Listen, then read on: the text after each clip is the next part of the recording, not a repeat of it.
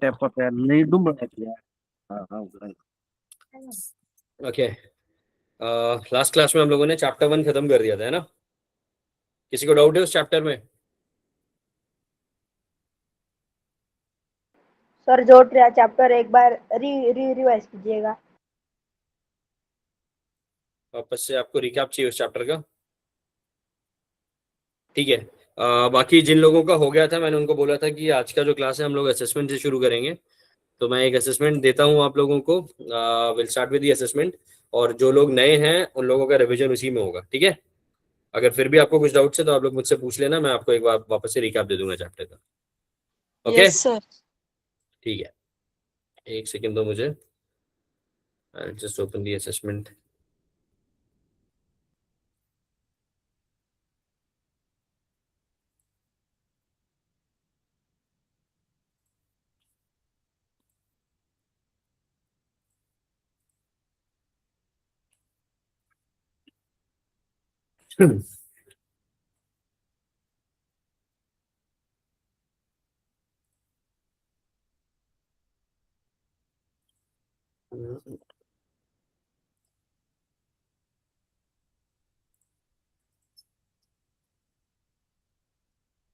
चलो, सबको दिख रहा है स्क्रीन? Yes sir. ठीक है, यस सर, दिखाई दे रही। एक एक करके आंसर देना। मेरे को कोरस में आंसर्स नहीं चाहिए। जिसको भी आंसर देने हैं वो या तो हैंड रेस करना या तो मुझे बोल देना, ठीक है? सब लोग एक साथ आंसर्स नहीं करेंगे। चलो, ये पहला क्वेश्चन है, कौन आंसर करेगा इसको? भारताचा मुख्य भूमीचा क्षेत्रफळीय विस्तार खालीलपैकी कोणता आहे?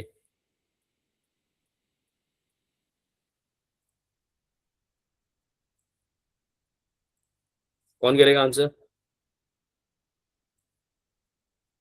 दिख रहा है ना सबको?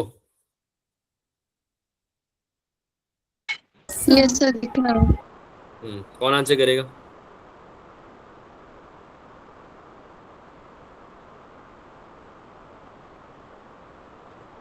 Sir option number C. Option number C, good. Correct है क्या ये? यस सर, करेक्ट है। ऑप्शन सी करेक्ट है, ऑप्शन बी करेक्ट है, आपने सी बोला। 8 डिग्री से है ना, कन्याकुमारी से है। मैंने आपको क्या बताया था, दो चीजें होती हैं। एक तो होता है इंडिया का मेनलैंड का, और दूसरे होते हैं आइलैंड्स, राइट? तो उसमें जो yes sir, Indira point actually है मैं वो ना नीचे है, आपकी वो तो वो जो पिछली वाली जो 6 डिग्री सर मैं ना 45 आपकी मिनट्स। पिछली वाली क्लास में नहीं थी क्योंकि मेरा लैपटॉप खराब हुआ था ना, इसीलिए। ठीक है, कोई दिक्कत नहीं है। ठीक है, लेकिन ये चीज़ याद रखना है, यही यहीं पे कंफ्यूजन होता है जो जनरली क्वेश्चन वगैरह पूछे जाते हैं। दो पार्ट हैं, एक है मेनलैंड इंडिया का, मेनलैंड यानी कि जो भारत है, ठीक है, मेन जो उसका भूखंड होगा। और दूसरा है हम लोगों के बेट या आइलैंड्स। तो आइलैंड्स में अंडमान एंड निकोबार में जो सबसे नीचे की तरफ है वो है आपका इंदिरा पॉइंट। उसके कोऑर्डिनेट्स है 6 डिग्री 45 मिनट्स नॉर्थ, ठीक है। और ये जो 8 डिग्री 4 मिनट नॉर्थ यहाँ पे आपको कोऑर्डिनेट्स दिए हुए हैं, ये है कन्याकुमारी का, जो कि आपका जो मुख्य भूपृष्ठ है इंडिया का, उसका पार्ट है, ठीक है। तो क्वेश्चन में आपसे क्या पूछा है? क्वेश्चन में आपसे पूछा है भारताच्या मुख्य भूमीचा, है ना? मैंने आपको उस दिन भी बताया था, क्लास में भी बताया था, आपको इस चीज पे ध्यान देना है। तो मेनलैंड ये है हमारा, तो इसका जो कोऑर्डिनेट है वो क्या है? इसका कोऑर्डिनेट है 8 डिग्री 45 मिनट 4 मिनट्स नॉर्थ, ठीक है। चलो नेक्स्ट कौन देगा?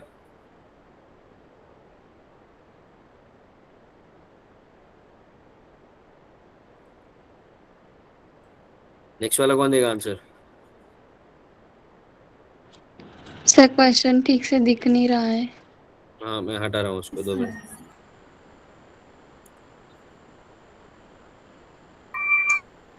रिमूव कर रहा हूँ उसको मैं।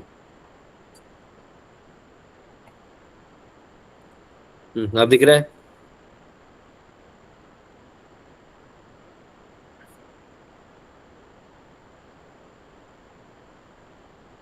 हाँ राजधानी बताइए।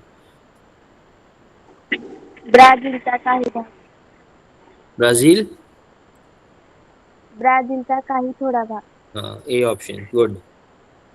ठीक है, नेक्स्ट कौन देगा? जल्दी जल्दी करते हैं क्योंकि नया चैप्टर भी शुरू करना है हम लोगों को। चलो, भारताचे सर्वात दक्षिणेकडील टोक इंदिरा पॉइंट किती अक्षांशावर स्थित आहे?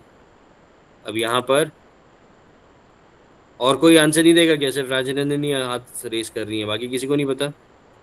Sir B. Sir option number B. Option number B. चलो ठीक है, ये फिर से आपने गलत कर दिया है। ठीक है, अभी मैंने आपको बताया, देखो इस चीज को समझो, मैं आपको बार बार बता रहा हूँ ये चीज, ये इंडिया है। सर मैं बताऊं? हाँ बताइए। 6:45 उत्तर। हाँ, अभी जस्ट मैंने आप लोगों को बताया, यहाँ पर ये इंडिया का मेन लैंड है, ये मुख्य भाग है इंडिया का। ठीक है, और ये हम लोगों के आइलैंड्स हैं, बेट है ना। कौन से बेट है ये? Andaman and Nicobar, right? है कि नहीं? Yes sir. अंडमान और निकोबार भी इंडिया का ही हिस्सा है, लेकिन क्या वो मेनलैंड का पार्ट है क्या? मेनलैंड यानी जो मुख्य भूमि है हमारी, उसका पार्ट है? नहीं, वो तो ओशन में है ना, समुद्र में है वो। ठीक है, तो आपसे दो तरह के क्वेश्चंस पूछे जाते हैं, या तो आपसे बोलेंगे कि मुख्य भूमि का सबसे दक्षिणतम बिंदु कौन सा है, ठीक है, या फिर आपसे पूछेंगे भारत का। अब क्योंकि अंडमान और निकोबार भी भारत का ही हिस्सा है, तो बाय डिफॉल्ट इसका जो सबसे दक्षिणतम टोक होगा वो ही आपका दक्षिणतम टोक हो जाएगा भारत का। और यहाँ पे स्पेसिफिकली इंदिरा पॉइंट बोला भी है। ये वाला जो बिंदु है कौन सा है? ये कन्याकुमारी है कि नहीं? पढ़ा है ना हम लोगों ने? Yes sir. हाँ, ये और इंदिरा पॉइंट कहाँ पर है? इंदिरा पॉइंट है अंडमान एंड निकोबार आइलैंड्स में। ठीक है, तो इस चीज में कंफ्यूज मत हो। जो पहला वाला क्वेश्चन था, जो ये वाला क्वेश्चन दिया था आपको मैंने,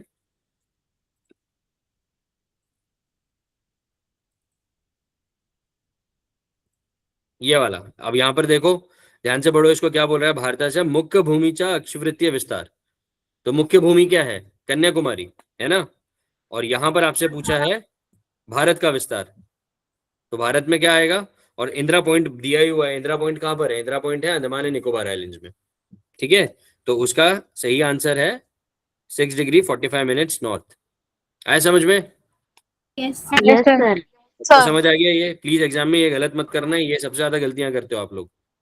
ठीक है, इस चीज को क्लियरली समझ लो। ठीक है, चलो नेक्स्ट क्वेश्चन। ब्राझीलला कोणत्या देशाकडून स्वातंत्र्य मिळाले? सर कौन कशाला? पोर्तुगल। पोर्चुगीज, ठीक है, good. Sir option number C. Option number C, number okay, C. Yes. सही है, ठीक है, गुड। पोर्तुगीज सर। अगला, भारताला स्वातंत्र्य मिळाल्यानंतर सुरुवातीच्या 20 वर्षात किती युद्धांना सामोरे हाँ बताओ। सर कौन तीन युद्ध। सर कितना? दोन। तीन सर। दो नहीं है, तीन है, तीन किए थे ना हम लोगों ने, कौन कौन से? तीन सर। तीन। तीन ऑप्शन ये- नंबर ए। ठीक है,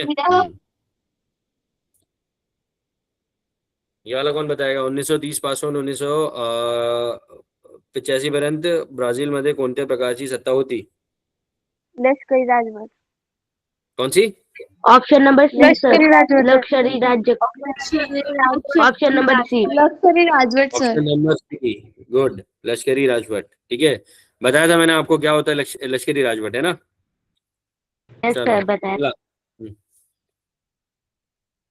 ये कौन बताएगा? जल्दी जल्दी पढ़ो, जल्दी से आंसर बताओ, ये सब कर रखा है हम लोगों ने। हाँ राजनंदिनी बताइए। तो एक तरुण देश सर म्हणून ओळखला जातो। Option number C. Sir option number C. एक तरुण देश। गुड, चलो ये वाला। अब हाथ रही तो रेस मत करो, जल्दी जल्दी से बता दो, आंसर्स बताओ जल्दी जल्दी। लष्करी हुकुमशाही। कौन सा? लष्करी लश्करी हुकुमशाही? अभी हुकुमशाही। गलत है ये। अभी कौन सा है? अभी संघीय ऑप्शन नंबर बी। अध्यक्षीय प्रजासत्ताक पढ़ा है ना हम लोगों ने, कंपैरिजन देखा था, मैंने आपको बताया था। Yes sir. Federal representative Republic क्या होती है, वैसे ही इंडिया जो है वो भी एक रिपब्लिक है। मैंने आपको बताया था हेड ऑफ द स्टेट कौन होता है? राष्ट्रपति होता है ना। सर और आपको मैंने, हाँ अश्विनी बताइए, आपने हाथ रेस कर रखा है, बोलो।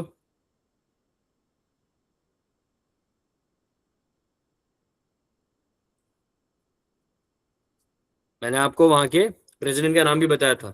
ठीक है, चलो अगला। Sir option number B. वो Yes, क्लियर पाउ है, एक ब्राजील। वो ब्राजील नाम का पेड़ है, सर पाउल ब्राजील। वहां से ब्राजील मैम नाम। पाउ ये वाला बताओ। ऑप्शन बी 34°47 पश्चिम ते 73°48 इसके पश्चिम। बारे में बोला है, रेखा वृत्ति है, वेरी गुड। ठीक है, पश्चिम में कौन सा समुद्र है अर- भारत के? अरबी समुद्र सर। अरबी अरबी समुद्र। समुद्र सर। Good. ऑप्शन नंबर उत्तर दिशेला कोणता महासागर आहे ब्राझीलचा? उत्तर अटलांटिक महासागर। अटलांटिक वेरी महासागर। Good. Option number D sir.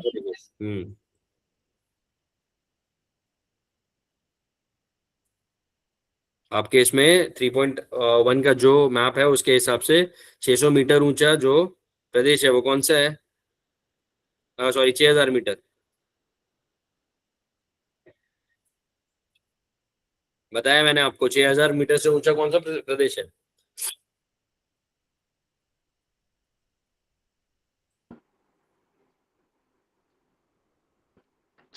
Option number D sir. D. ना, ऑप्शन डी, गुड। हिमालय जो है वो 6000 मीटर ऊंचे है ना। हाँ। अरावली और छोटा नागपुर के बीच में कौन सा पठार है? माळवा पठार। मारवाड़ पठार। Option number B sir. Good. अगला बताओ।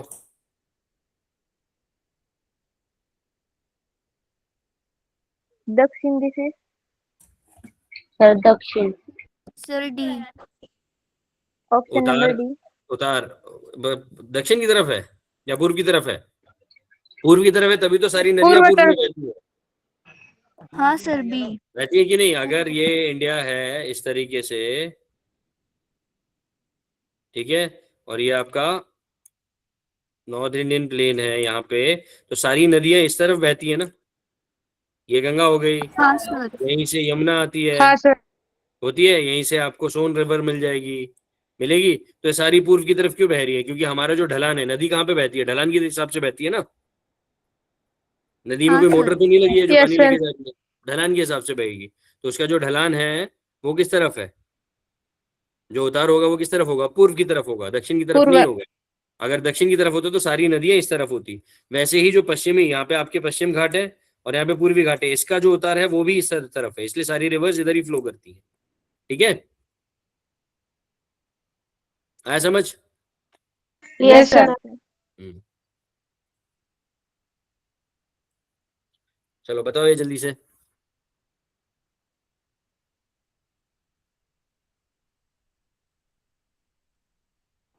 Option B. सतपुड़ा, ब्रह्मपुत्र का सतपुड़ा से क्या रिलेशनशिप है? सतपुड़ा तो ऑप्शन मध्य प्रदेश में, ब्रह्मपुत्र असम में बह रही है। सोच के बताओ। Option number C sir. Option number C, Sahyadri. Sahyadri कहाँ पर है? कौन से राज्य में मिलता है सह्याद्री? सोचो, सह्याद्री कहाँ है? महाराष्ट्र में है ना। हाँ पर्वत सर। पर्वत। वेस्टर्न घाट का पार्ट, जो पश्चिमी घाट का पार्ट महाराष्ट्र में, उसी को तो सह्याद्री बोलते हैं। और ए सर। ब्रह्मपुत्र कौन से स्टेट में बहती है? कौन से राज्य में बहती है अरवली ब्रह्मपुत्र? पर्वत। किसमें? अरुणाचल प्रदेश और असम, उसके बाद तो बांग्लादेश में एंटर कर जाती है कि नहीं? Yes sir. हाँ, तो सह्याद्री से क्या संबंध है उसका? कौन सा पर्वत होगा? अरवली पर्वत। हिमालय अरवली पर्वत पर्वत। होगा। अरवली पर्वत। अरे, अरावली राजस्थान में है बेटा। हाँ सर हिमालय पर्वत। ये यहाँ पर, ये आपका नॉर्थ ईस्ट है, यहाँ से ब्रह्मपुत्र आती है और यहाँ बांग्लादेश में चली जाती है ना। अरावली यहाँ पर है, सतपुड़ा यहाँ पर है, सह्याद्री यहाँ पर है। यहाँ पे हिमालयज ही है ना, जिसको काट कर वो अंदर अंदर आ रही है, नामचा बरवा नाम की जगह से एंटर कर रही है ना वो, है ना। Yes sir. Yes sir. Yes ये तो सर। पर्वत हुए, हिमालय हुए वो। ठीक है, यस देखो सर। छोटे छोटे क्वेश्चन है जिनमें फंस जाते हैं हम। एमसीक्यूज बहुत आसान लगते हैं लेकिन सबसे मुश्किल होते हैं। चलो पढ़ो, ये बताओ इसका आंसर।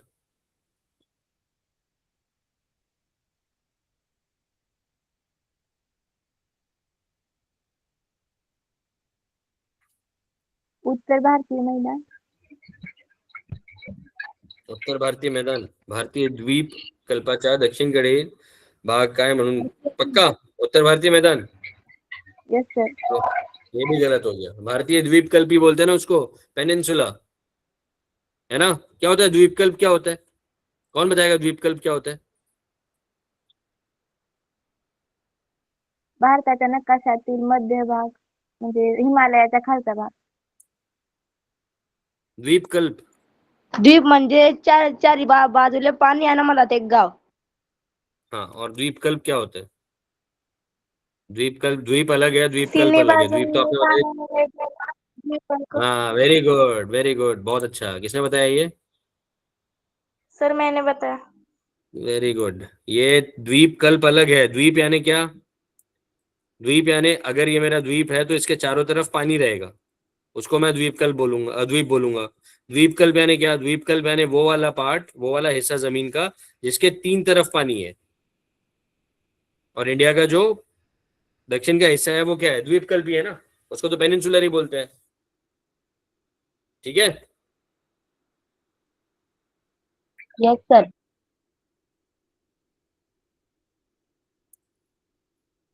चलो अगला क्वेश्चन.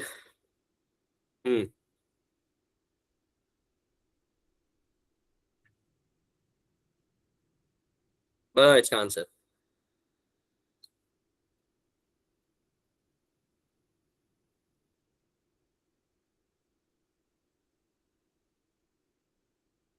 हमने ब्राजील के शेजारी देश भी देखे थे, उसमें ये वाला बताओ जिसका दक्षिण महासागर यानी सदर्न ओशन की से तो पास में है वो, लेकिन sir option Brazil number B.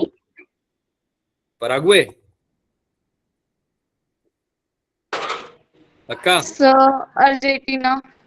नहीं, अर्जेंटीना नहीं है, चिले है. अर्जेंटीना तो चिपका हुआ है, अर्जेंटीना तो लगता है ना. मैप देखो, ब्राजील का मैप देखो जल्दी से, उसमें पता चलेगा आप लोगों को. ठीक है. इसका सही आंसर चिली है. जी सर. चिले, यहाँ पे आ गया आंसर. देखो ग्रीन कलर का जो है ये आंसर है, ये रहा, है ना. चलो नेक्स्ट लास्ट क्वेश्चन बताओ जल्दी से ये.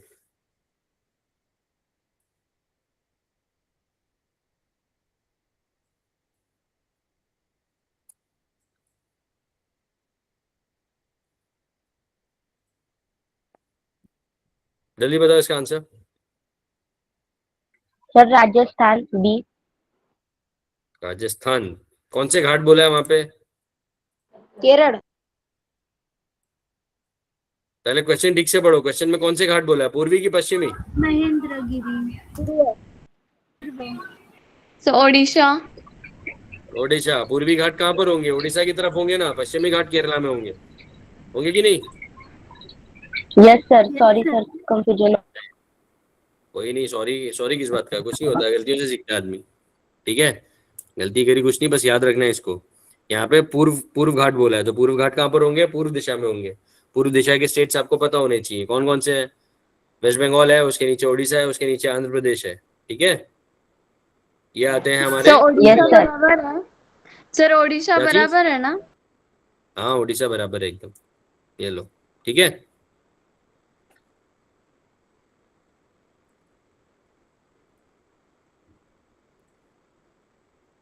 आगे समझ में. अब जो लोग नए आए हैं उनको वो बताओ, कोई डाउट है आपको चैप्टर में, अभी भी आपको कुछ चाहिए रिकैप वगैरह, या फिर सेकंड चैप्टर शुरू करें हम लोग. सर आप ये टेस्ट हमें शेयर कर सकते हैं. हाँ ये मैं आपको शेयर करता हूँ, मैं लिंक शेयर कर दूंगा इस टेस्ट का. और उसके साथ मैंने आपको बोला था वर्कशीट भी भेजूंगा मैं आज आपको वर्कशीट भी भेजता हूँ फर्स्ट चैप्टर की. ठीक है, सर और इस चैप्टर के नोट्स. वो भी भेजता हूँ, तीनों चीजें आपको भेज दूंगा मैं. नोट्स तो नहीं है वो, ये है आपका स्लाइड डेक्स है, तो वो मैं आपको भेज दूंगा. उसमें से आप लोग नोट्स निकाल सकते हो, एक काफी कॉम्प्रिहेंसिव है, तो हेल्प हो जाएगी आपकी. नोट्स उसमें से निकाल लीजिए, और इसका क्विज और वर्कशीट मैं आपको भेज दूंगा. ठीक है. Okay sir. Okay sir. Yes sir. पर हमने जो होमवर्क किया था तो ग्रुप पे शेयर नहीं होता है. आपका आपका आपका आवाज ब्रेक हो रहा है, वापस से बोलो क्या बोला आपने. सर हमने जो होमवर्क किया है ना वो हाँ. ग्रुप पर शेयर नहीं होता है. नहीं होता है। मैं एक बार मैम से पूछता हूँ कि उसका क्या प्रोविजन है, मैं आपको पूछ के बताता हूँ। मैं बात नहीं कर पाया, मेरे पे दिमाग से स्किप हो गया। मैं आज मैम से पूछता हूँ कि आप कैसे शेयर कर सकते हो आपका होमवर्क, ताकि मैं उसको चेक कर लूँ। ठीक है। Okay sir. सर मुझे इस चैप्टर में एक डाउट था। हाँ पूछो। जो ब्राजील की ऐतिहासिक पूर्व भूमि थी ना, उसमें से मुझे समझ नहीं आया क्योंकि मैं उस क्लास को ज्वाइन नहीं हो पाई थी। ठीक है, तो क्या क्या नहीं समझ आया उसमें, बताओ।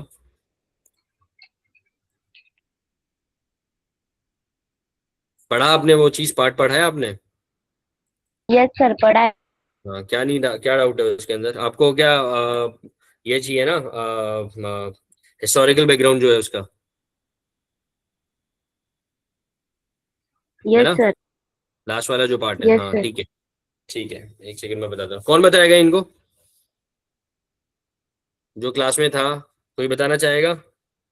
यस सर, क्या बताना है? जो लास्ट वाला पार्ट है, हिस्टोरिकल बैकग्राउंड ब्राजील का, ऐतिहासिक पृष्ठभूमि, हमने पढ़ा है ना? कौन सी कंट्री जो थी, देखो वही बता दो। चलो, ब्राजील जो था वो पोर्चुगीज के अंडर था, पुर्तगालियों के अंडर था। पुर्तगालियों ने ब्राजील के ऊपर काफी टाइम तक रूल किया। जैसे हम लोग, जो इंडिया था वो किसके मतलब अंडर था? Sir, British. हाँ बोलो। ब्राजील ब्राजील की ऐतिहासिक पार्श्वभूमि बतानी है। हाँ, ब्राजील की ऐतिहासिक पृष्ठभूमि बतानी है। कोई बताएगा या मैं बताऊं? बताइएगा मैं ताकि बता हमें देता भी हूँ। थोड़ा समझ आए। ठीक है, ये मैंने लास्ट टाइम करवाया था, मैं आपको बता देता हूँ। ब्राजील जो है, जैसे इंडिया ब्रिटिश रूल के अंडर था, ब्रिटिश लोगों ने रूल किया इंडिया पे, वैसे ही ब्रिटिश जो ब्राजील कंट्री है उसके ऊपर पोर्चुगीज ने रूल किया था। ठीक है, तो पुर्तगालियों ने वहां पे रूल किया था।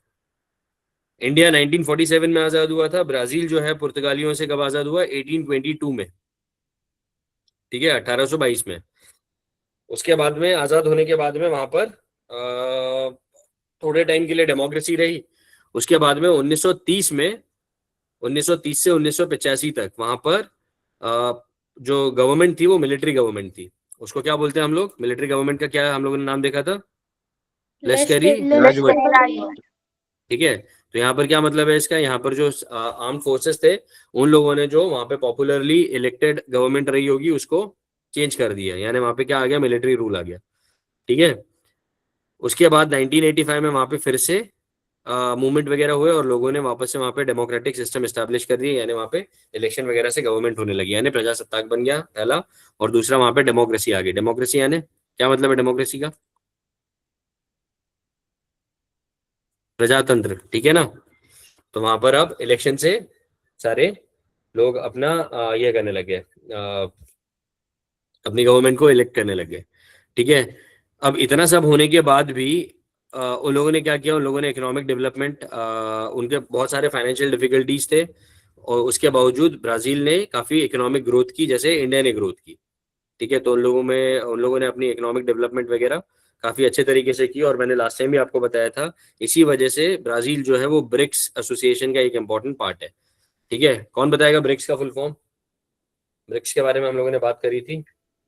ब्राजील इंडिया, नहीं नहीं, हाँ ब्राजील रशिया इंडिया, हाँ चीन एंड हाँ, south Africa. South very good. Africa. ये कंट्रीज ने मिलकर, ये सारी की सारी डेवलपिंग कंट्रीज हैं, और इन लोगों ने काफी इकोनॉमिक डेवलपमेंट काफी अच्छे रेट पर पिछले कुछ डेकेड्स में, पिछले कुछ 10-20 सालों में अच्छे से इकोनॉमिक डेवलपमेंट कर रहे हैं। इसकी वजह से इन लोगों ने अपना एक खुद का एक एसोसिएशन बनाया, खुद का एक ग्रुप बनाया, जिसको बोलते हैं ब्रिक्स।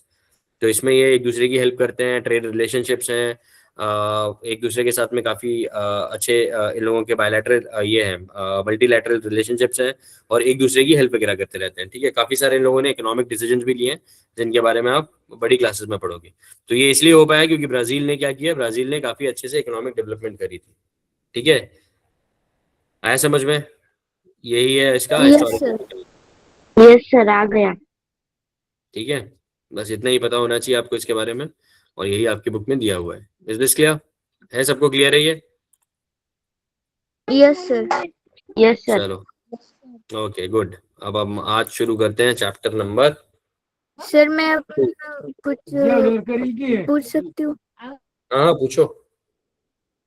सर जो हमारी वर्क बुक है उसमें एक हम्म। प्रश्न था कि यह दो देश कौन से मतलब जैसे कि प्रजासत्ताक है हम्म। लश्करी राजवट है ऐसे हम्म। मतलब दोनों देश कौन से या प्रजासत्ताक में आते हैं या हाँ कौन सा लोक पॉलिटिकल सिस्टम? ठीक लश्करी है। राजवट में आते हैं ऐसा था। तो मैं वहां पर कंफ्यूज हो गई थी, क्या आप मुझे बता सकते हैं? हाँ आप पहले मुझे बताओ कि अभी हम लोगों ने ये देखा लश्करी राजवटी, उसमें क्या होता है? उसमें गवर्नमेंट किसकी होगी? लश्कर की होगी। लश्कर यानी आर्मी, है ना? हाँ सर। Yes sir. यहाँ पे आर्मी की गवर्नमेंट है, इंडिया में आर्मी की गवर्नमेंट है क्या? नहीं सर। नहीं। हम लोग क्या करते हैं? हम लोग अपने जो रिप्रेजेंटेटिव्स हैं, मेंबर ऑफ पार्लियामेंट है, उनको इलेक्ट करते हैं, यानी हम लोग वोट डालते हैं ना? Yes sir. सर। यस डालते सर। हैं। तो जब हम वोट डालते हैं तो क्या कर रहे हैं हम लोग? उसको बोलते हैं डेमोक्रेसी। डेमोक्रेसी यानी प्रजासत्ताक प्रकार से। ठीक है, प्रजासत्ताक यानी लोगों का रिप्रेजेंटेशन है यहाँ पे। ठीक है। और हम लोगों के यहाँ पे हेड ऑफ द स्टेट कौन है? पूरे देश का हेड कौन है? जो फर्स्ट सिटीजन बोलते हैं या हेड ऑफ द स्टेट बोलते हैं, वो किसको बोलते हैं? राष्ट्रपति को बोलते हैं, राष्ट्रपति। है ना? हाँ। तो इसीलिए कौन सा सिस्टम है, कौन सा पॉलिटिकल सिस्टम है हम लोगों का? प्रजासत्ताक प्रकार से। प्रजासत्ताक प्रजासत्ताक। सिस्टम है। आया समझ? वैसा ही ब्राजील में है। ब्राजील में 1930 से 1985 तक वहां पर लश्करी राजवटी रहा, यानी वहां पे आर्मी का रूल रहा। लेकिन 1985 में उन लोगों ने वापस से डेमोक्रेटिक सिस्टम एस्टेब्लिश किया, और उसके बाद में वो लोग क्या करते हैं? उसके बाद में वो लोग हर 5 साल में इलेक्शंस करवाते हैं और अपने प्रेसिडेंट को इलेक्ट करते हैं। ठीक है। और इसी वजह से वहां पर आज कौन है, वहां का शासक कौन है? वहां पे भी प्रेसिडेंट है, जो लोग इलेक्ट करते हैं। ठीक है। और मैंने आपको बताया भी था लास्ट टाइम, प्रेसिडेंट, वहां के प्रेसिडेंट का नाम क्या है? क्या नाम है? किसी ने लिखा था?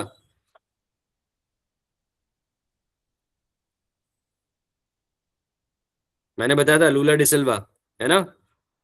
लूला डिसिल्वा हाँ सर। प्रेसिडेंट है ब्राजील के। ठीक है। तो जब वो प्रेसिडेंट है वहां पे और प्रेसिडेंट का रूल है, तो मतलब क्या हुआ वहां पे? कौन सा पॉलिटिकल सिस्टम हुआ? प्रजासत्ताक। है कि नहीं? प्रजासत्ताक। हाँ सर हम्म। प्रजासत्ताक। हो गया आपका डाउट क्लियर? यस सर हो गया doubt clear. Thank you sir. चलो ओके, गुड। चलो अब हम सेकंड चैप्टर शुरू करते हैं जल्दी से। और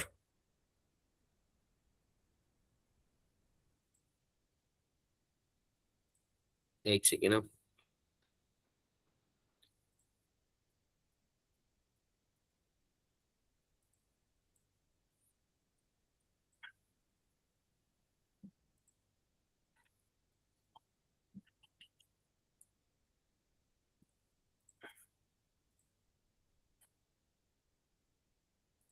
3 शेयर कर दूं मैं आप लोगों के साथ में।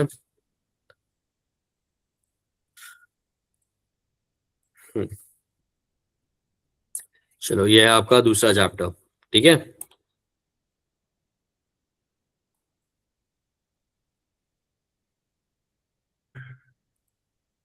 दिख रहा है सबको? Yes sir. यस सर दिख रहा है। Okay yes sir. ठीक है। क्या नाम है चैप्टर का? चैप्टर का नाम है प्राकृतिक रचना व जल प्रणाली। अब ये जो मैप है, क्या कौन सा मैप है? ये प्राकृतिक मैप है। इससे पहले जो मैप हमने देखा था, इससे पहले वाले चैप्टर में, वो कौन सा मैप था? राजकीय। राजकीय मैप था। इसमें हमको क्या दिख राजकीय रहे थे? था। हाँ, उसमें हम लोगों को अलग अलग राज्यों की बाउंड्रीज दिख रही थी। यहाँ पे दिख रही है क्या? यहाँ पे क्या दिख रहा है हम लोगों को? यहाँ पे हम लोगों को दिख रहा है प्राकृतिक अलग रचना। अलग फिजिकल फीचर्स जो भारत देश में है। ठीक है। कौन कौन से फिजिकल फीचर्स दिख रहे हैं आप लोगों को? कौन बताएगा जल्दी जल्दी मेरे को? क्या क्या दिख रहा है यहाँ पे आपको? उत्तरेकडील मैदानी प्रदेश, बंगालचा उपसागर, हिंदी महासागर, ठीक है। अरबी समुद्र सबसे पहले तो आणि आप लोगों को भारतीय यहाँ पर, महावळवंट। सबसे पहले यहाँ पर आपको पहाड़ दिख रहे हैं, ये हिमालय दिख रहे हैं। हाँ उसके सर। बाद में भारत का मैदान दिख रहा है यहाँ पे, नॉर्थ इंडिया का जो प्लेन है, उत्तर भारत का मैदान, है ना? फिर यहाँ पर आपको ये पूरा का पूरा पठार दिख रहा है। यहाँ पे आपको वेस्टर्न घाट्स होंगे, यहाँ पे ईस्टर्न घाट्स होंगे, यहाँ पे मरुस्थल दिख रहा है। उसके बाद आपको यहाँ पर हम लोगों के आइलैंड्स या बेट दिख रहे हैं। ठीक है ना। यहाँ पर आपको दो समुद्र दिख रहे हैं, एक अरबी समुद्र और एक बंगाल की खाड़ी, और नीचे आपको यहाँ पर हिंद महासागर दिख रहा है ना। तो ये सब जो फीचर्स हैं ये किस चीज के हैं, ये फिजिकल फीचर्स हैं जिनके बारे में हम इस चैप्टर में पढ़ने वाले हैं। ठीक है, अब एक एक करके देख लेते हैं। सबसे पहले तो हम लोगों को देखना है कि यहाँ पर क्या क्या चीजें दी हुई हैं हम लोगों को। ठीक है, हम लोग शुरू करते हैं नॉर्थ इंडिया में जो हम लोगों के माउंटेन्स है, सबसे ऊंचे जो हम लोगों के पहाड़ है। कौन से पहाड़ है यहाँ पे? ये वाले जो पहाड़ है, ये कौन से पहाड़ है यहाँ पे? ये आपको दिख रहे हैं, हिमालय पर्वत। ये हिमालय पर्वत है, ये हिमालय पर्वत के पहाड़ ये है। हिमालय पर्वत है। ठीक है, हिमालय पर्वत जो है वो 3 पैरेलल रेंजेस में है। ठीक है, ये एक पूरे का पूरा माउंटेन चेन है। ठीक है, जैसे साकली होती है ना, ऐसे गोल गोल गोल गोल बनी होती है ना, देखा है ना आप लोगों ने साकली चेन। ठीक है, वैसे ही ये जो पहाड़ है वो एक दूसरे के साथ में इंटरट्वाइंड है, और ये 3 पैरेलल रेंजेस हैं यहाँ पे। जो सबसे ऊपर वाली रेंज है ये वाली, ठीक है, ये जो बाहर की तरफ सबसे ऊपर रेंज है, इसको हम लोग ग्रेटर हिमालय बोलते हैं या बाहरी हिमालय बोलते हैं। ठीक है, ये सबसे ऊंची माउंटेन रेंजेस हैं। यहाँ पे जो ऑल्टीट्यूड होता है या जो हाइट होती है पर पहाड़ों की, वो कितनी होती है? ऑन एन एवरेज 6000 मीटर्स होती है अबव सी लेवल। ठीक है, समुद्र सतह के ऊपर। तो 6000 मीटर यानी कि 6 किलोमीटर, इतने ऊंचे ऊंचे पहाड़ हैं ये। ठीक है, उसके बाद में जो बीच वाली रेंज आती है, इसको हम लोग बोलते हैं मिडिल हिमालयाज। ठीक है, और जो लास्ट में है एकदम सबसे छोटी जो रेंज है, सबसे नीचे की तरफ जो है यहाँ पर जो दिख रही है आपको, इसको बोलते हैं शिवालिक्स। ठीक है, ये 3 पैरेलल रेंजेस हैं हिमालय की। अब हिमालय 6000 मीटर ऊंचे हैं ऑन एन एवरेज, जो उनकी हाइट है 6000 मीटर है। ठीक है, अब ये जो हाइट है, ये इसका 2 बहुत इंपॉर्टेंट फायदे हैं पूरे के पूरे भारत के लिए, पूरे भारत देश के लिए। पहला फायदा क्या है? सबसे पहले तो आप देखो यहाँ पर हम लोगों ने, जब हम लोगों ने अक्षवृत्त के बारे में पढ़ा था, तो हम लोगों ने पढ़ा था कि 0 डिग्री इक्वेटर और उसके बाद में ये 23.5 डिग्री कर्कवृत्त है ना, ये इंपॉर्टेंट अक्षवृत्त है। ठीक है, तो ये जो 23.5 डिग्री कर्कवृत्त है, ये क्या करता है? ये भारत को 2 पार्ट्स में डिवाइड कर देता है। ऊपर वाला जो नॉर्थ इंडिया का जो पार्ट है, वो आता है हम लोगों का टेम्परेट रीजन में। टेम्परेट यानी कि यहाँ पे ज्यादा, बहुत ज्यादा ठंडी, मतलब एक्सट्रीम ठंडी पड़ती है विंटर्स में, सर्दियों में, और बहुत ज्यादा गर्मी नहीं होनी चाहिए। ठीक है, जो साउथ वाला पार्ट है, ये आता है हमारा ट्रॉपिकल रीजन में, जिसमें गर्मी होनी चाहिए। ठीक है, लेकिन अगर आप यहाँ पर देखो तो ये जो पार्ट है इंडिया का, ये पार्ट आता है सेंट्रल एशिया में, और यहाँ पर ऊपर की तरफ से बहुत सारी ठंडी हवाएं चलती हैं साल भर। ठीक है, कौन सी पवने हैं? ये पछुआ पवने है ना, westerlies, sorry easterlies trade winds. ठीक है, तो ये जो विंड्स चलती हैं, ये क्या करेंगी? ये ऊपर से बहुत ठंडी अपने साथ लेकर आएंगी, और अगर ये हिमालय नहीं होते तो ये इंडिया में एंटर करती है, और इंडिया का ये वाला पूरा पार्ट जो है बहुत ज्यादा ठंडा होता है। ठीक है, तो हिमालय क्या करता है? हिमालय एक नेचुरल बैरियर बना देता है, एक रुकावट बना देता है, जिसकी वजह से ये जो ठंडी हवाएं हैं इंडिया में नहीं आ पाती। ठीक है, दूसरा क्या करता है हिमालय? हिमालय यहाँ पर है, तो ये क्या करेगा? जो मॉनसून विंड्स आती हैं, है ना, जो मॉनसून की पवनें आती हैं, उनको यहाँ पर रोक लेता है, उनको ये जाने नहीं देता यहाँ से बाहर, जिसकी वजह से यहाँ पर बारिश होती है। अगर हिमालय नहीं होती तो ये मॉनसून विंड्स यहाँ से सीधा सेंट्रल एशिया में चली जाती, और इंडिया का ये वाला पूरा जो पार्ट है, ये पूरा का पूरा मरुस्थल होता, ये पूरा सूखा होता। ठीक है, तो हिमालय जो है वो एक बहुत जरूरी फिजिकल फीचर है, जो बहुत पुराने टाइम से इंडिया को उसने बचा रखा है ठंडी हवाओं से, प्लस जो सेंट्रल एशिया के जो बहुत बड़े बड़े ये होते थे, जो मतलब जो प्लंडरर्स होते थे या फिर जो डकैत्स होते थे, जैसे जेंगिस खान के बारे में आप लोगों ने सुना होगा या पढ़ा होगा।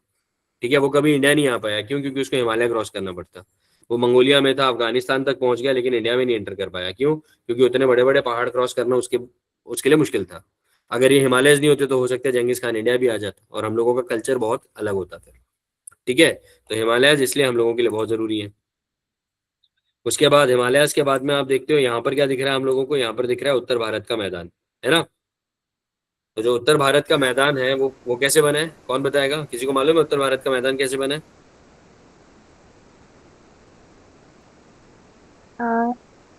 जो उपखंड होता तो आशिया खंडाला जाऊन धडकला, मग आशिया खंडावर जाऊन धडकल्यावर जो हिमालय आहे त्यातून जे नद्या वाहतात त्यापासून जो गाळ वाहून येतो त्याला उत्तर भारतीय मैदान म्हणतात. ठीक है, वेरी गुड, आपने बहुत अच्छा बताया, लेकिन थोड़ा सा उसके अंदर एक चेंज है, मैं आपको बताता हूँ। ये एकदम सही बताया उन्होंने, 2 प्लेट्स थी, एक थी इंडो ऑस्ट्रेलियन प्लेट, ठीक है, सपोज कर लो ये वो वाली प्लेट है, इंडो ऑस्ट्रेलियन प्लेट है, और यहाँ पर थी यूरेशियन प्लेट। तो ये प्लेट इसकी तरफ चल रही थी, है ना, और जब जाके यहाँ पे टकराई तो क्या हुआ, हम लोगों के हिमालयाज बन गए। लेकिन जब हिमालयाज बने तो यहाँ पर नीचे की तरफ ये वाला जो रीजन है, जो ये वाला मार्क किया हुआ मैंने रीजन, यहाँ पर एक बहुत बड़ा खड्डा सा बन गया जिसको बोलते हैं जियो सिंक्लाइन, ठीक है। ये जो खड्डा बन गया, इसको यहाँ से जो रिवर्स आने लगी, यहाँ से जो नदियां बहने लगी, जैसे गंगा हो गई, यमुना हो गई, गोमती हो गई, ठीक है, उसके बाद में और आगे की तरफ जाओगे तो कोसी हो गई, गंडक हो गई, ये जो नदियां हैं ये सब हिमालय से ओरिजिनेट होती हैं। क्यों? हिमालय की हाइट 6000 मीटर है, वहाँ पे ग्लेशियर है। ग्लेशियर पता है सबको क्या होता है? पता है नहीं पता है? ग्लेशियर नहीं मालूम? ठीक है, महाराष्ट्र में जब बारिश होती है तो कौन से फॉर्म में होती है? लिक्विड फॉर्म में होती है ना, मतलब पानी बरसता है यहाँ पे, है ना। जम्मू कश्मीर में जब प्रेसिपिटेशन होता है तो कौन से फॉर्म में होता है? बर्फ. बर्फ, वेरी गुड। ठीक है, जब इतने ऊंचे ऊंचे पहाड़ हैं और वहां पे बर्फ गिरेगी तो बर्फ कहाँ पे जमेगी? बर्फ जम जाएगी इंदो के बीच में, ये जो वैली है यहाँ पे जम जाएगी बर्फ, जमेगी कि नहीं, है ना। Yes sir. Yes sir. यहाँ पे जम जाएगी बर्फ। अब जब बर्फ यहाँ पे जम जाएगी तो पहाड़ों पे स्लोप होता है, पहाड़ों पे उतार होता है, तो ये बर्फ नीचे खिसकना शुरू करती है, ठीक है। जब ये बर्फ नीचे खिसकना शुरू करेगी, सपोज कर लो ये स्लोप है यहाँ पे और उसके ऊपर ये बर्फ है, कलर चेंज कर देता हूँ मैं बर्फ का,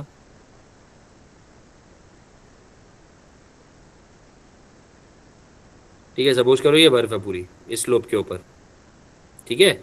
अब ये क्या करेगी, ये स्लोप से नीचे की तरफ आना शुरू करेगी इस तरफ, है ना। तो जब ये स्लोप से नीचे की तरफ आएगी तो नीचे घर्षण हो रहा है कि नहीं हो रहा जमीन के साथ? होगा, जमीन के साथ घिसेगी ना वो, और जब घर्षण होता है तो कौन क्या होता है, हीट जनरेट होती है, गर्मी होती है कि नहीं। और वो जो हीट होगी उसके वजह से ये जो पूरी की पूरी स्नो है या बर्फ है या जो हिम है ये पिघलना शुरू करेगी। जब तक ये पिघलेगी इतने में वापस से ऊपर बारिश हो जाएगी या ऊपर से वापस से हिमपात हो जाएगा, जिसकी वजह से यहाँ पे वापस से बर्फ जमा हो जाएगी, ये फिर नीचे खिसकेगी, फिर से पिघलेगी। पानी जब पिघल जाएगा, जब ये बर्फ पिघलना शुरू करेगी और जो पानी बनेगा उससे क्या बनती है, उससे बनती है नदियां, ठीक है। और ऐसी जगह जहां पर हिमपात की वजह से बहुत सारी बर्फ जमा होती है और जो ग्रेविटी की वजह से, स्लोप की वजह से नीचे खिसकना शुरू करती है, उसको बोलते हैं ग्लेशियर, ठीक है। ग्लेशियर जब खिसकेगा तो नीचे फ्रिक्शन की वजह से, घर्षण की वजह से क्या होगा, हीट जनरेट होगी, जिसकी वजह से वो जो हिमखंड है, जो वो ग्लेशियर है, वो पिघलना शुरू करेगा। और जब वो पिघलना शुरू करेगा तो क्या होगा, वहां से नदियां ओरिजिनेट होना शुरू करेंगी, वहां से नदी बनना शुरू करेगी, ठीक है। इसी वजह से हिमालय में बहुत सारी नदियां जो हैं वो ओरिजिनेट होती हैं। उनमें से कुछ के नाम मैंने आपको बताया। कौन कौन सी इंपॉर्टेंट नदियां हैं? यमुना है, गंगा है, घग्गर रिवर है, गंडक रिवर है, कोसी है, ठीक है, गंडक बता दिया मैंने आपको। ये सारी रिवर्स, तीस्ता है, ये सारी रिवर्स कहाँ से ओरिजिनेट हो रही है? ये सारी रिवर्स ओरिजिनेट हो रही है हिमालय से, ठीक है। अब जब रिवर्स हिमालय से आएंगी तो पहाड़ों में आ रही हैं, जो पहाड़ों से आएंगी तो क्या लेकर आएंगी अपने साथ, बहुत सारा पत्थर लेकर आएंगी, ठीक है। और जब ये पत्थर आपस में घिसेगा तो क्या होगा, धीरे धीरे ये घिस घिस के क्या बनाएगा, मिट्टी बनाएगा। और जब रिवर प्लेन रीजन में आ जाती है तो उसकी स्पीड स्लो हो जाती है और वो अपने साथ जो मिट्टी लेकर आई है, सिल्ट लेकर आई है, उसको इधर उधर सेटल करना शुरू करती है, ठीक है। तो कई हजार लाखों साल में ये जो खड्डा है, ये जो डिप्रेशन है, जियो सिंक्लाइन है, इसके अंदर नदियों ने मिट्टी भरना शुरू कर दिया। और जो मिट्टी भरी उसकी वजह से यहाँ पर क्या बन गया, इसकी वजह से यहाँ पे बना नॉर्थ इंडियन प्लेन या उत्तर भारतीय मैदान, ठीक है। समझ आया? सबको समझ आ गया? ठीक है। तो ये जो उत्तर भारतीय मैदान बना है, किसकी वजह से बना है? ये उन नदियों की वजह से बना है जो हिमालय से ओरिजिनेट होती है, अगर हिमालय नहीं होता तो ये नदियां भी नहीं होती, और अगर नदियां नहीं होती तो हमारा उत्तर भारत का मैदान भी नहीं होता। ठीक है, तो हिमालय से जो नदी निकलती हैं उन्होंने बनाया उत्तर भारत का मैदान, और ये जो उत्तर भारत का मैदान है ये बहुत फर्टाइल है, बहुत फर्टाइल यानी बहुत उपजाऊ है। सबसे ज्यादा खेती यहीं पर ही की जाती है, सबसे अच्छी क्वालिटी की जो मिट्टी मिलती है वो इसी मैदान में मिलती है। ठीक है, कौन सी मिट्टी बोलते हैं उसको? जलोढ़, है ना? मराठी में जलोढ़ बोलते हैं, हिंदी में तो जलोढ़ बोलते हैं उसको।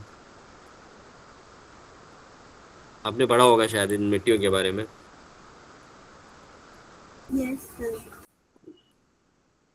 ठीक है, क्या बोलते हैं इसको? जलोढ़ बोलते हैं। ठीक है, हाँ जलोढ़ मिट्टी बोलते हैं। ठीक है, आया समझ में ये? Yes sir. सबको समझ आ गया पक्का? Yes sir. ठीक है, अब यहाँ पर जो नदियां बह रही हैं, जो इस रीजन में जो नदियां बह रही हैं हिमालय की, से जो ओरिजिनेट हो रही है नदियां, कहाँ से आ रही हैं? वो ग्लेशियर से आ रही हैं। ठीक है, और ग्लेशियर साल भर रहता है, ऐसा नहीं है कि वहां पे बारिश नहीं। जब भी आप ऊंचाई पे जाओगे, 6000 मीटर की हाइट पे जाओगे, तो वहां पर जनरली जो पानी होगा वो आपको जमा हुआ ही मिलेगा, तो उसकी वजह से वहां पे ग्लेशियर रहता है। तो इन नदियों में साल भर पानी रहता है, ये नदियां कभी सूखती नहीं है। ठीक है, लेकिन महाराष्ट्र में जो नदियां हैं वो गर्मी में सूख जाती हैं। सूखती है कि नहीं सूखती है? हाँ सर। ठीक है, हाँ अभी आज ही की न्यूज में है, देखो मुंबई के बारे में न्यूज़पेपर में छपा हुआ है कि वहां पे पानी नहीं है पीने का। ठीक है, सेम चीज हमारे पुणे में हो रही है। पुणे में भी क्या हो रहा है, हर दूसरे दिन पानी आ रहा है, ऑल्टरनेट डेज पानी आ रहा है, यानी कि मंडे को आएगा, वेडनेसडे को आएगा, फ्राइडे को आएगा। क्यों हो रहा है ऐसा? क्योंकि यहाँ पे जो नदियां हैं उनका पानी का जो लेवल है वो कम हो जाता है गर्मियों में। ऐसा क्यों होता है? क्योंकि ये यहाँ की जो नदियां हैं वो ग्लेशियर से नहीं आ रही है, वो कहाँ से आ रही हैं? वो ओरिजिनेट हो रही हैं ये वेस्टर्न घाट्स में या पश्चिमी घाट में, है ना? Yes sir.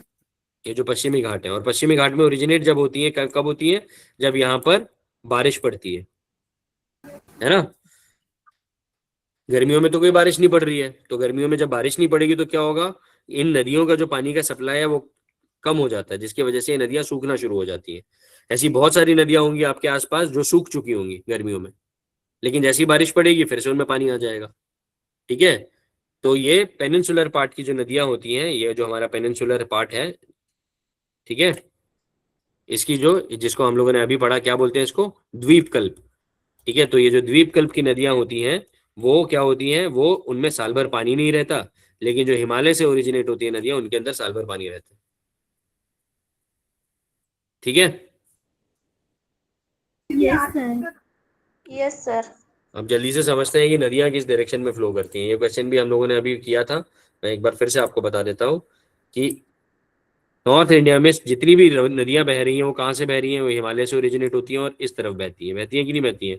अगर आप जूम करके देखो, मैं आपको जूम करके दिखाता हूँ ये मैप, तो आपको क्लियरली दिखेगा यहाँ पे कि नदियां कहाँ पे फ्लो कर रही हैं, देखो। ठीक है,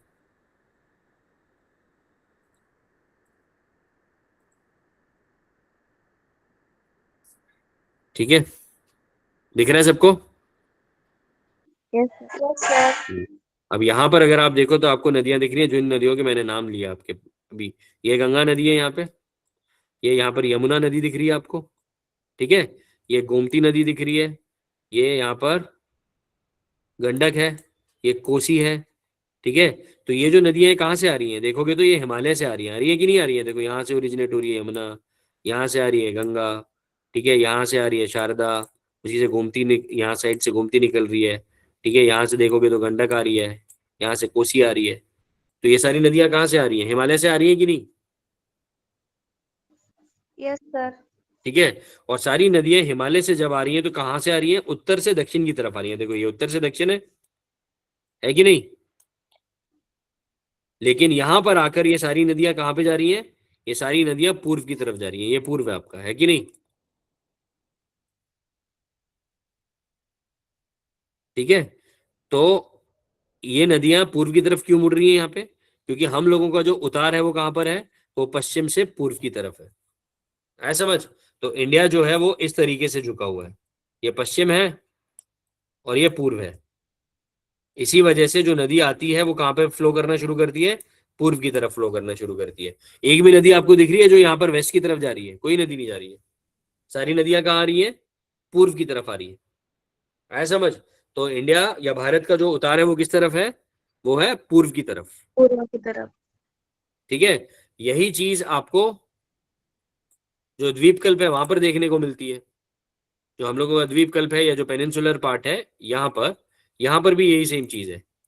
हम लोगों का जो उतार है वो कहाँ पर है, वो इस तरफ है।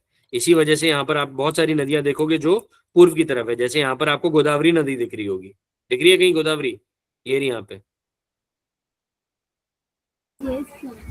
ये गोदावरी नदी है। ये नासिक से ओरिजिनेट होती है, यहाँ पे नासिक है, यहाँ से ओरिजिनेट हो रही है और उसके बाद ये कहाँ पे जा रही है, पूर्व दिशा में जा रही है।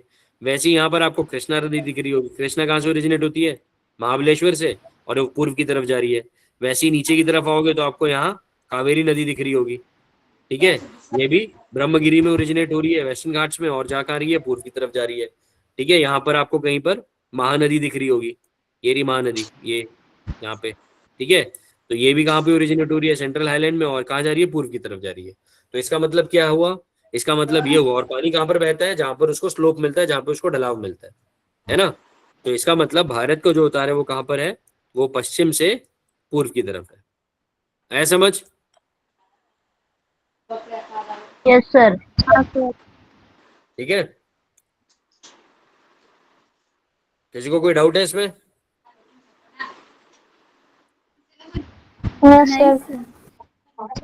ठीक है, आज हम इतना ही करेंगे। आज हम लोगों ने भारत के उतार के बारे में बात करी, हिमालय के बारे में बात करी, और जो उत्तर भारत का प्लेन है उसके बारे में हम लोगों ने पढ़ा। ठीक है, नेक्स्ट क्लास में हम कंटिन्यू करेंगे और बची हुई चीजों को कवर करेंगे, और फिर हम शुरू करेंगे दसवीं। ठीक है? Yes sir. ठीक है, और मैं वर्कशीट वगैरह शेयर करता हूँ, मैं मैम से पूछता हूँ कहाँ पे शेयर करनी है, वो आज आपसे शेयर कर लूंगा मैं। ठीक है, okay sir. Okay sir. Next class में मिलते हैं हम लोग। बाय।